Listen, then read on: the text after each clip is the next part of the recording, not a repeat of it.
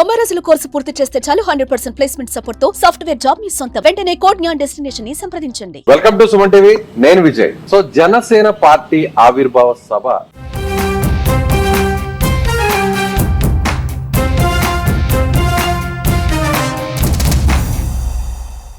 పిఠాపురం నియోజకవర్గంలో చాలా గ్రాండ్ గా జరగబోతుంది. అయితే ఇప్పుడు తెలుగు రాష్ట్రాలు, ముఖ్యంగా ఏపీ రాష్ట్రం చూపంతా కూడా పిఠాపురం వైపే ఉంది.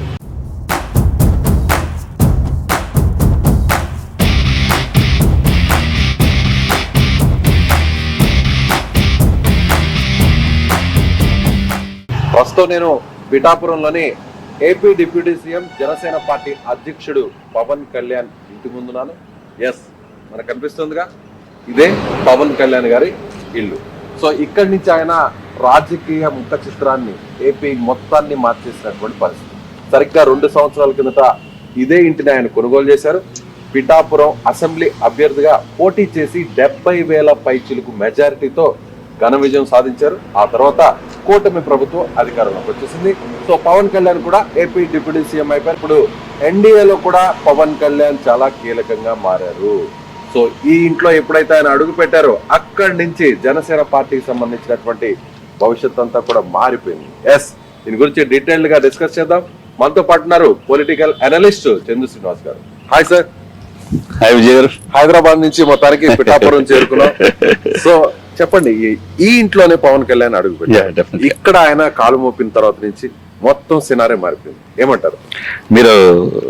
ఆంధ్రప్రదేశ్ రాష్ట్రమే రాజకీయాలు మారినాయి అని మీరు అనుకుంటున్నారు. ఈ దేశానికి ఒక గొప్ప నాయకుడు ఈ ఇంటి నుంచి ఉద్భవించాడు అనుకుంటున్నా. అంటే ఆయన పుట్టి పెరిగింది ఆంధ్రప్రదేశ్ వ్యాప్తంగా, తెలంగాణ పెరిగాడు, అన్ని మనం చూసాం. నెల్లూరులో చదువుకున్నాడు, ఒంగోలులో వెళ్ళాడు, అన్ని ఆయన తిరగని ప్లేస్ లేదు. కానీ రాజకీయాలకి ఒక చిరునామా, శాశ్వత చిరునామాగా పిఠాపురాన్ని ఈ ఇంట్లోనే తన బీజం పడింది అని అనుకోవాలా. ఎందుకంటే దశాబ్దంన్నర పైన పోరాటం విజయ్ గారు, మీకు తెలియదు కాదు.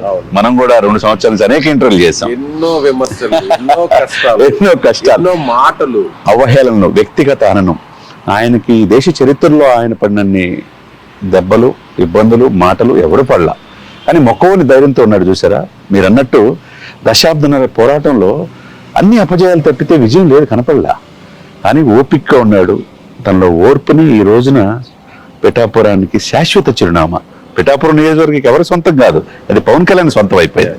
ఇకపోతే మీరన్నట్టుగా ముఖ్యంగా ఈ 15 సంవత్సరాల జర్నీలో లాస్ట్ 3 years మనం చూసుకుంటే 2013,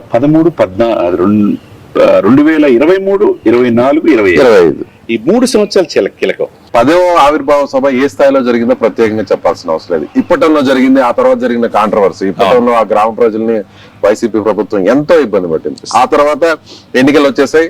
సో ఇదే మార్చిలో గత ఏడాది కిందట జరిగిన మచిలీపట్నం సభ, ఇప్పుడు పిఠాపురం. సో పిఠాపురంలో ఎలా జరగబోతుంది ఆవిర్భావ సభ?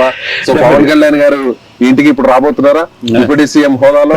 పిఠాపురం ఎమ్మెల్యేగా డెఫినెట్ గా ఇక్కడికి వస్తారు.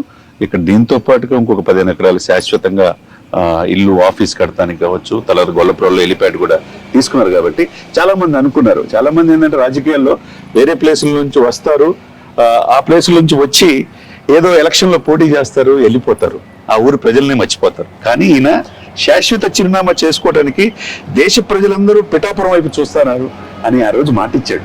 నిజంగానే అనతకాలం 9 నెలల్లో దాదాపు 400 కోట్ల పనులు తీసుకురాగలిగాడు. 30 beds ని 100 beds గా అప్గ్రేడ్ చేశారు.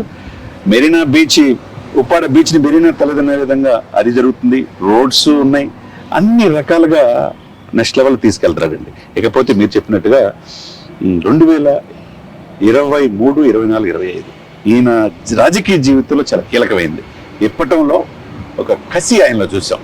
ఆ రోజు సపోర్ట్ చేయాలి అంటే మద్దతు ఉండాలి, ఉమ్మడిగా పోటీ చేయాలనేటువంటి దాని మీద అక్కడ ఆయన ఒక ప్రకటన చేశారు. దాని మీద ఏంటా ఇట్లా చేశాడని అనుకున్నారు. అక్కడ వ్యూహానికి పదును పెట్టాడు అనుకోవాలా. ఆ రోజు ప్రజలకు అక్కడ ఒప్పడం, గ్రామాల్లో అక్కడ ఆ వేదిక కోసం ఆ ప్లేస్ ఇచ్చినందుకు వాళ్ళు ఇల్లు కొట్టారు. ఆ రోజు ఆ నియంత్రిత ధోరణి వైసీపీకి ఆ రోజే పతనం స్టార్ట్ అయింది. ఇకపోతే మీరు అన్నట్టుగా 2024 అతి ముఖ్యమైన ఆయన జీవితంలో మచిలీపట్నంలో ప్లేనరీ చేశాడు. దాంతో పాటు తాడేపల్లి గూడెం అనేది జీవితంలో మర్చిపోకూడదు.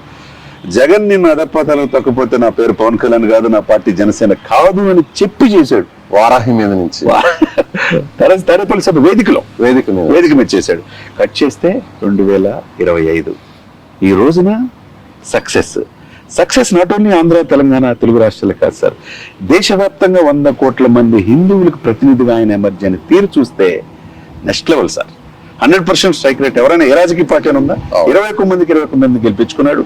ఆయన్ని అసెంబ్లీ గేటు కూడా దాటిన వాళ్ళంతా వాళ్ళ ఇంటి గేటుకే పరిమితం అయిపోయారు. గేటు దాటి బయటకు లేని పరిస్థితిలో ఈ రోజు దేశం మొత్తం అతని వైపు చూసేటట్టు రాజకీయాలు తీసుకున్నాడంటే పాలిటిక్స్ తెలిసినోడు పాలిటిక్స్ లో సక్సెస్ అవుతాడు. అదే సమయంలో విజయ్ గారు పాలిటిక్స్ ఈజ్ అ పాయిజన్, కానీ ఆ పాయిజన్ కూడా పాపం మింగికుంటా చాలా ఇది చేసుకుంటా అనేక అవమానాలు పొంది ఈ రోజు సక్సెస్ కి ఒక చిరునామాగా ఈ దేశ రాజకీయాల్లో పవన్ కళ్యాణ్ ఎమర్జీ అయ్యాడంటే ఏం చెప్పబోతున్నాడు? పిఠాపురం సొంత నియోజకవర్గంలో పెట్టిన ఈ కోతవేడి దూరంలో చిత్రాల్లో పెట్టే రేపు ప్లీనరీ దేశవ్యాప్తంగా మరో 48 గంటల్లో దేశవ్యాప్తంగా ఏం చెప్పబోతున్నాడు అనేది నేషనల్ మీడియా ఎదురు చూస్తుంది. చాలా మంది మేధావులు ఎదురు చూస్తున్నారు. నేటి తరం రాజకీయ నాయకులతో పాటు చాలా తలలు పండిన రాజకీయ నాయకులు కూడా అసలు పవన్ కళ్యాణ్ వ్యూహాలు ఎవరికి అందుబాటు అనే విధంగా ఎదురు చూస్తున్నారు. సభ గురించి మళ్ళీ మాట్లాడదాం. ఇంటి గురించి మరొక డిస్కషన్ చేద్దాం. ఏంటంటే ఈ ఇంటి నుంచే నాగబాబు గారు ఇక్కడే చాలా రోజుల పాటు ఫ్యామిలీ అంతా ఇక్కడే ఉన్నారు. రామ్ చరణ్ గారు కూడా ఇక్కడి నుంచి ఆయన రామ్ చరణ్ గారు వాళ్ళ అమ్మగారు సురేఖ గారు. సో అలాగే మొత్తం మెగా ఫ్యామిలీ మెంబర్స్ అందరు కూడా ఇంటికే చేరుకున్నారు. సాయిధరం తేజ్, అందరూ, వరుణ్ బాబు, మొత్తం ఎవ్రీథింగ్. అంటే ఒక రకంగా ఈ ప్లేస్ మెగా అభిమానులతో మొత్తం నిండిపోయింది. సో ఒక రకంగా ఇల్లు అదృష్టం చేసుకుంది అనుకోవచ్చా? 100% అదృష్టం. ఇల్లు ఆ రోజు తీసుకున్న కాడి నుంచి అన్ని సక్సెస్ ఆయన. ఎక్కడ గెలిపిస్తారు? ఎక్కడో గాజువాక భీమవరంలో పోటీ చేస్తే ఆ వ్యక్తిని ఓడించారు ఆంధ్రప్రదేశ్ ప్రజలు. ఒక రాజులు తప్పితే ఏది రాలా. వాళ్ళ అన్నగారినైనా గెలుపు చూశాడు కానీ తిరుపతిలో ఈయన గెలుపు చూడలా. ఆ గెలుపుని అందించిన పిఠాపురం ప్రజలు నిజంగా ఆయన గుండెలో పెట్టుకుని చూస్తానని భారీ మెజార్టీ విజయ్ గారు చెప్పారు. ఆ రోజునున్న ముఖ్యమంత్రి, మాజీ ముఖ్యమంత్రికి 60,700 మెజార్టీ అయితే లక్షల్లో ఉన్న మెజార్టీ తగ్గిపోయింది. ఇక్కడుండి ఈ పవన్ కళ్యాణ్ గారిని ఓడించండి, డిప్యూటీ సీఎం చేస్తానని అక్కడున్న క్యాండిడేట్ కి ఆ రోజు ముఖ్యమంత్రి చెప్పిన ప్రజలు ఎన్లా 70,600 మెజార్టీతో భారీ మెజార్టీతో గెలిపించారంటే ఇక్కడ చూడండి. ఒకటి, ఆయనకి పర్యావరణం అంటే ఇష్టం, మొక్కలంటే ఇష్టం మొదటి నుంచి కూడా. చూడండి ఇంటి చుట్టూ మొత్తం మొక్కలే కనిపిస్తాయి. ఆ మొక్కలన్నీ చూస్తా ఉంటాయి, ఆ చుట్టూ మొక్కలు. ఆయన ఇష్టమైన మొక్కలే ఈ రోజు అటవీ శాఖ మంత్రిగా కూడా ఆయనే ఉంటారు. అది కూడా ఇక్కడ ప్రతిబింబిస్తుంది. ఏం చూస్తే చూడండి, అరటి చెట్లు కానించి ఈ వివిధ రకాల పూల మొక్కలు చేస్తే మొత్తం మామిడి, జామ, అన్ని రకాలు ఆయనకి ఎందుకంటే 2 దశాబ్దాల పైనుంచి మనం చూస్తున్నాం కదా సార్. వ్యవసాయ క్షేత్రం కూడా ఉంది హైదరాబాద్ ఉంది, ప్రాంతాల్లో. సో ఇక్కడ పిఠాపురంలో కూడా యాజ్ ఇట్ ఈస్ గా అది రిఫ్లెక్ట్ అయ్యి కనపడుతుంది. ఇక్కడ ఏంటంటే ఫస్ట్ రూమ్ వచ్చిన వాళ్ళందరూ కూడా ఇక్కడ నమోదు చేసుకోవటం. అక్కడ కూడా చూడండి రైతుకి ఇంపార్టెన్స్ ఇచ్చే విధంగా ఇక్కడ పండిన బియ్యాన్నే ఆయన ఇక్కడికి వచ్చే భోజనం చేయటం కావచ్చు. వచ్చిన వాళ్ళందరినీ ఇక్కడ తీసుకోవటం, ఇక్కడ ఇన్ఛార్జిగా ఒకరిని అపాయింట్ చేయటం పర్మనెంట్ గా. ఆయన ఇన్ఛార్జి ఇక్కడ సమస్యలను తెలుసుకోవటం, తర్వాత నాగబాబు గారు, తర్వాత హరిప్రసాద్ గారు ఇక్కడ మానిటరింగ్ చేసుకుంటూ ఉంటాం. ఈ వ్యక్తి వచ్చి గెలిచి వెళ్ళిపోతాడు, గెస్ట్ లెక్చర్ అనుకున్నారు, కానీ శాశ్వత చిరునామా చేసుకుంటాడని ఎవరు అనుకోవాలా. ఇప్పుడు చూడండి పెండుందర బాబు గారు వైసీపీ నాయకుడు 100 మంది పోయిన ఎంపీటీసీలు, జెడ్పీటీసీలు, సర్పంచులు సహా ఇక్కడ శత్రువులు ఆపోజిట్ అనేది లేదు. ఇక్కడ చంద్రబాబు నాయుడు గారు 4.5 దశాబ్దాల అనుభవంలో 8 సార్లు సీఎం చేసిన కుప్పం ఏ విధంగా శాశ్వత చిరునామో, పవన్ కళ్యాణ్ గారికి ఇదే పిఠాపురం, ఇదే ఇల్లు ఉండి ఆయన కార్యాచరణ ఇచ్చేశాడు. ఇది శాశ్వత చిరునామాగా మారిపోయింది. మీరు ఒక మాట అన్నారు, మొత్తం ఎక్కడా కూడా ప్రత్యర్థులు అనేవాళ్ళు లేకుండా అయిపోయింది పిఠాపురం నియోజకవర్గంలో. వైసీపీ మాజీ ఎమ్మెల్యే పెండం దొరబాబు కూడా వచ్చేసారు, జెడ్పీటీసీలు, ఎంపీటీసీలు, సర్పంచ్లు అందరూ కూడా వచ్చేసారు. సో పవన్ కళ్యాణ్ మీద పోటీ చేసిన వంగ గీతా గారు కూడా వచ్చే అవకాశం ఏమన్నా ఎక్కువగా నడుస్తుందండి. ఆమె కూడా ప్రజారాజ్యంలో టికెట్ ఇచ్చి గెలిపించారు, తెలుసు మనకి. పాత సంబంధాలు ఉన్నాయి.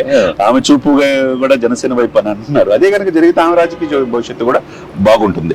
ఎందుకంటే ఒక మహిళగా ఎప్పుడు ఆయన వ్యక్తిగతంగా ఆమె ఏమన్నా గొప్ప పొరపాటున ఆ నాయకుడు జగన్మోహన్ రెడ్డి గారు చెప్పినట్టు ఒక మాట అని ఉండొచ్చు, కానీ ఏ రోజు కూడా పవన్ కళ్యాణ్ గారు ఒక మాట అనలా. ఎంతో హుందాగా ఉండేవాళ్ళు. ఆమె కూడా సైలెంట్ అయిపోయింది, ఆమె చూపు వైపు ఉందంటున్నారు. మరి రేపేమో అన్ని ఆమె కనుక మనసు ఆలోచిస్తే రేపు పిఠాపురం జరిగే ఈ ప్లేనరీలో జాయిన్ అవుతారేమో చూడాలి, వేచి చూడాలి. ఏదైనా కానీ పెన్నం దొరబాబు లాంటి 23 సంవత్సరాల రాజకీయ జీవితం ఉండి వివాద రైతులు ఉన్న వైసీపీ నాయకుడిగా చాలా మంది ఆయనే సైలెంట్ అయిపోయి ఈ ప్లేనరీ ముందు జాయిన్ అవటం అనేది 100 మందితో సర్పంచులు, ఎంపీటీసీలు, జెడ్పీటీసీలు, వైసీపీ అనేది లేదు. ఇక్కడ ఎవరు కూడా ఇక పోటీ చేసే అవకాశం అనేది ఇక లేదు. పిఠాపురం ఈ ఇల్లు ఆయన ఎప్పుడైతే దిగాడో ఇక్కడి నుంచి మళ్ళీ హెలిప్యాడ్ గొల్లపురంలో దాదాపు 15 ఎకరాలు కొన్నాడు. పిఠాపురం ప్రజలు ముఖ్యంగా ఏంటంటే ఆంధ్రప్రదేశే కాకుండా దేశవ్యాప్తంగా పిఠాపురం ప్రజలు అదృష్టంగా భావించాలి. సో ఈ ఇల్లు అదృష్టం చేసుకుందా, లేదంటే ఈ ఇంటిని కొనడం వల్లే మొత్తం రాజకీయ ముఖ చిత్రం అంతా కూడా పవన్ కళ్యాణ్ కెరీర్ లో మారిపోయింది? సో ఎక్కడ చూసినా కూడా ఆయన సక్సెస్ మీరు అన్నట్టు 100% స్ట్రైక్ రేట్ తో వచ్చారు ఆ సక్సెస్ కూడా. సో పవన్ కళ్యాణ్ గారు అదృష్టం చేసుకున్నారా, లేదంటే ఈ ఇల్లు అదృష్టం చేసుకున్నారా? అంటే పవన్ కళ్యాణ్ గారి కష్టం సార్. దీని అన్నిటి ముందు ఆయన ఏదైనా ఇష్టపడి కష్టపడతాడు. జీవితంలో ఆయన చదివింది ఇంటరే, కానీ సమాజాన్ని చదివాడు సార్. చాలా మంది ఇబ్బందులు పడి ఆ ఇబ్బందుల నుంచి బయటకు వచ్చి దశాబ్దన్నర పోరాటం అంటే మామూలు విషయం కాదు సార్. లగ్జరీ జీవితం విజయ్ గారు మీకు తెలియదు కాదు. సంవత్సరానికి 1000 కోట్ల ఆదాయం, సినిమా తీస్తే 100 కోట్లు వస్తాయి. ఇవన్నీ వద్దనుకున్నాడు. కార్వాన్లో దిగి ఏసీలో నడవాల్సిన ఆ వ్యక్తి ఒళ్ళంతా ఓనం చేసుకుని పాపం ఆ రోజు చిరంజీవి గారు ఎట్లయితే ఇండస్ట్రీలో కష్టపడ్డాడో ఆంధ్రప్రదేశ్ ప్రజల కోసం ఆయన పడిన కష్టం నా భూతో నా భవిష్యత్తు. ఇప్పటికీ మంత్రిగా కూడా అవలీలగా 16 గంటలు కష్టపడుతున్నారు. ఇప్పుడు ఎప్పుడైనా మనం చూసామా 13,336 గ్రామాల గ్రామ సభలు పెట్టడం చూసామా? వరల్డ్ రికార్డ్ సాధించాడు. ఎక్కడో గ్రామీణాభివృద్ధిలో ఆంధ్రప్రదేశ్ 23 ప్లేస్లో తీసుకెళ్లారు జగన్మోహన్ రెడ్డి గారు. ఈయన 4వ ప్లేస్ కి తీసుకొచ్చాడు. ఇది రాజకీయం అంటే, ఇది పరిణితి అంటే. ఒక రాజకీయ నాయకుడు ఎలా ఉండాలి? ప్రజల సేవకుడుగా ఉండాలి. Is the custodian of people, is the custodian of Andhra Pradesh property. Andhra Pradesh property కాకుండా ఎవరు ఊహించిన విధంగా ఈయన అద్దులు దాటి మహారాష్ట్రకి వెళ్ళాడు. అక్కడ 100% స్ట్రైక్ రేటు కట్ చేస్తే దేశ ప్రధాని మోదీ మనల్ని ఈయన పవన్ గారు తుఫాన్ అన్నాడంటే విజయ్ గారు ఏమంటారు మీరు? మనం కూడా ఎన్నో డిబేట్ లో ఇదే సుమన్ టీవీలో మాట్లాడుకున్నాం, మన స్టూడియోలో ఉండి కూర్చొని మాట్లాడుకున్నాం. కీలకమైన పాత్ర పోషిస్తాడు ఎక్కడ గెలవక ముందు. చాలా మంది ఇప్పుడు గెలిచిన తర్వాత చూపిస్తున్నారు కానీ ఆయన నేషనల్ మీడియాలో చూపిస్తున్న గెలవక ముందే ఇటువంటి వ్యక్తి దేశానికి కావాలా? ఇతను ఆంధ్రప్రదేశ్ ఉభయ రాష్ట్రాల సంపద కాదు, దేశ సంపద అనుకున్నాం. ఎన్డీఏలో కీలక పాత్ర పోషిస్తాడని కూడా మీకు చెప్పా. మోదీ గారు పక్కన ఉంటారని కూడా మీకు చెప్పా. ఆ రోజున మోడీ గారి పక్కన ఉభయ తెలుగు రాష్ట్రాల నుంచి 2 years బ్యాక్ ఎన్డీఏలో లెఫ్ట్ సైడ్ ఉన్నాడు. ఈ రోజు రైట్ సైడ్కి వచ్చాడు. మీరు గమనించారు? అవును. అంటే గ్రాఫ్ పెరుగుతూ కాకుండా ఈయన అవసరం ఈ దేశానికి, ముఖ్యంగా దక్షిణ భారతదేశంలో తమిళనాడు కావచ్చు, కర్ణాటక కావచ్చు, కేరళ కావచ్చు. మొన్న వాళ్ళ అబ్బాయి అకిరాన్ని కూడా తీసుకెళ్లి ఆ పుణ్యక్షేత్రాలు చూపించిన తీరు మీరు ఎలా ఫీల్ అవుతున్నారు దాన్ని బట్టి? అంటే పవన్ కళ్యాణ్ గారు ఒక పెద్ద వ్యూహంతో ఇక్కడతో ఆగే పరిస్థితి ఆయన కనిపించట్లేదు. అసలుకి చాలా పెద్ద వ్యూహంగా నడుస్తుంది. అంటే ఆయన పూర్తిగా దేశంలో ఒక రకంగా చెప్పాలంటే యూపీ సీఎం యోగి ఏ విధంగా ఆదిత్యనాథ్ అయితే ఆయన స్టెప్ ఉందో అలాంటి స్టెప్, అంతకు మించిన స్టెప్ పవన్ కళ్యాణ్ ఏదో వేయబోతున్నారు అనేది నాకు అనిపిస్తుంది. ఎందుకంటే హిందూ పరిరక్షణ ధర్మంని భుజాన్నకి వెతుకున్నారు, హిందూ సాంప్రదాయాన్ని ఫాలో అవుతున్నారు. అసెంబ్లీలో చూసినా కూడా ఆయన వేషం, ఆహార్యం, అంత వస్త్రధారణ అంతా కూడా కంప్లీట్ గా డిఫరెంట్ గా ఉంది. మిగతా వాళ్ళగా ఆర్టిఫిషియల్ లాగా ఉండదు అది. అవును, అది ఓన్ చేసుకుంటాడు ఏదైనా. సరే ఒకటి సార్, మీరు అన్నట్టు కరెక్ట్. ఆఫ్టర్ మోదీ ఎవరు అంటే ఒక అమిత్ షా, ఒక యోగి ఆదిత్యనాథ్, ఒక అస్సాం సీఎం హిమంత బిశ్వ శర్మ, అటువంటి వాళ్ళు కనపడతారు. ఇప్పుడు ఎవరు కనపడుతున్నారు ఆ రేంజ్ లో? ఆ తర్వాత పవన్ కళ్యాణ్ కనపడుతున్నాడు. కాబట్టి 145 కోట్ల ఉన్న భారతదేశ జనాభాలో 100 కోట్ల మంది హిందువులు ఉన్నారు. గట్స్ ఉండాలి సార్. రాజకీయ పార్టీలో ఉండి ఆ ఓటు పోద్దేమో, ఆ సామాజిక వర్గ ఓట్లు పోద్దేమో అని అనుకుంటారు. కానీ ఇక్కడ భయపడలా. నాకు ఈ పార్టీ అధ్యక్షుడు కాదు, ఎమ్మెల్యే కాదు, డిప్యూటీ సీఎం కాదు. నాతోటి హిందువులు నా బిడ్డలకి నా గుడులు ధ్వంసం చేస్తుంటే ప్రశ్నించలేనప్పుడు ఇంకెందుకు? సనాతన ధర్మమే నాకు ముఖ్యం. హిందూ సనాతన ధర్మ పరిరక్షణ బోర్డు ఏర్పాటు చేయాలన్నాడు చూసారా? రేపు నేను చెప్తున్నాను, ఈ రోజు ఆయన ఇంటి సాక్షిగా చెప్తున్నాను, దేశ రాజకీయాల్లో నాట్ ఓన్లీ ఆంధ్ర తెలంగాణ కాదు, పవన్ కళ్యాణ్ రాజకీయాలు ఊహించుకోవడం కష్టం అంటారుగా, దేశ రాజకీయాల్లోనే పవన్ కళ్యాణ్ గారి లేని రాజకీయాలు ఊహించుకోవడం కష్టం అని నేనంటాను. సో ముందు మనం ఇంకా కూడా భవిష్యత్తులో ఆ తర్వాత మీరు చెప్పినవన్నీ కూడా అవి సార్థకం అయ్యాక, అవి సాధించాక మళ్ళీ ఇంటి దగ్గరికే వద్దాం. ఈ ఇంటి ముందే ఇలాంటి మరొక డిస్కషన్ కూడా చెప్పకుండా విజయ్ గారు మళ్ళీ మర్చిపోయేది ఒకటి ఏంటంటే, స్వపక్షంలో విపక్షం లాగా అన్ని మంచి చేస్తే ప్రశంసిస్తారు.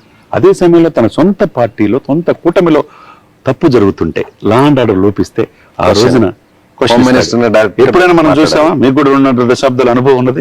ఎప్పుడైనా ఏ నాయకుడిని చూసామా? లేదు. కానీ ప్రశ్నించాడు, నీకు శాతగా పోతే నాకు చెప్పండి హోంశాఖ.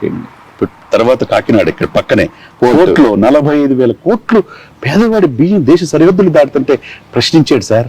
ఎస్, ఎవరైనా ఎంత గట్స్ ఉండాలా? మాఫియాని ఎదుర్కొని సీజ్ ద షిప్ అన్నాడు. ఒకేసారి ప్రపంచం మొత్తం అతని వైపు చూసేట్టు చేసుకోవాలి. ఇవన్నీ ఒక ఎత్తు అయితే ప్రాయశ్చిత్త దీక్ష సార్. తిరుమలలో లడ్డు పాపేత్రం అయితే ఎవరు చేయాలి సార్? పీఠాధిపతులు మఠాధిపతులు ఎంతమంది లేరు ఈ దేశంలో? ఒక పవన్ కళ్యాణ్ గారు చేయాలా? 11 రోజులు ప్రాయశ్చిత్త దీక్ష చేసి కాలు నడకన పాప 2 కాళ్ళు బాగోపోయినా ఇది వేసుకొని బిడ్డలు కూడా తీసుకెళ్లి డిక్లరేషన్ సంతకం పెట్టించాడంటే అది కమిట్మెంట్. అంటే అదొకటైతే దాదాపు 60 సంవత్సరాల తర్వాత తిరుమలలో పరమ పవిత్రమైన ప్లేస్ సార్. వాటికన్ సిటీ తర్వాత ఆదాయం అదే. అటువంటి విజయ్ గారు అటువంటి తిరుమలలో తొక్కిసలాట జరిగి 6 చనిపోతే ఎవరు స్పందించినప్పుడు స్వయంగా వెళ్ళిపోయి క్షమాపణ కోరాడు సార్. అది అతనిలో గొప్పతనం. ఎక్కడ తగ్గాలో తెలుసు, ఎక్కడ నెగ్గాలో తెలియటం కాదు. ఈ రోజు అతను విమర్శించిన వాళ్ళు ఎక్కడున్నారు సార్? జైలు చుట్టూ తిరుగుతున్నారు. ఈ రోజు ఏమన్నా నెక్స్ట్ ఎవరు అని లెక్కలు అని ఎత్తుకున్న పరిస్థితి అంటే అది కమిట్మెంట్. అంటే ఆయన రాజకీయ జీవితం అండి రాబోయే రోజుల్లో ఉజ్వలమైన భవిష్యత్తు, ఎవరు ఊహించిన భవిష్యత్తు ఆయనలో కనపడబోతుంది. రేపేం చెప్పబోతున్నాడు ఆయన అన్నాడు కదా, మాజీ ముఖ్యమంత్రి ఏమన్నాడు? కార్పొరేటర్ ఎక్కువ, ఎమ్మెల్యేకి తక్కువ.